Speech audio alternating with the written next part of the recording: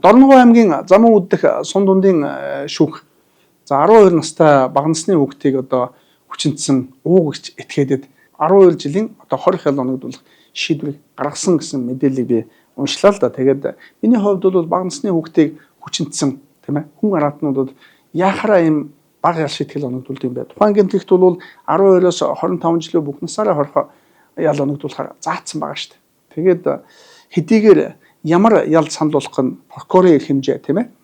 Ямар ял оногдуулах нь шүүгчийн эрх хэмжээний асуудал ч гэсэн өнөөдөр ийм байж боломгүй бусрамг ийм гэмтрийг хийсэн этгээдэд ийм бага ял оногдуулж байгаа нь өөрөө энэ төрлийн гэмтрэгтээ явуулах тэмцлийг одоо өгүүлсгэж хүчхүүдүүлж байгаа ийм зүйлээ л гэж криминологч эрдэмтний хувьд бол би боддог. Ер нь бол адуу суртал үр төлөө одоо хайрладаг. Адуу үртэл өөрийнхөө төлийг насан туршид нь хасаад явуулдаг штэ. Гэтэл ийм жаахан ялхамжтыг бузалж байгаа энэ этгээдүүд бол энэ зүйл заагдсан хамгийн өндөр ялыг л оногдлох штэ. Тэгжээж энэ гэмтрийн гаралт буурах байхгүй.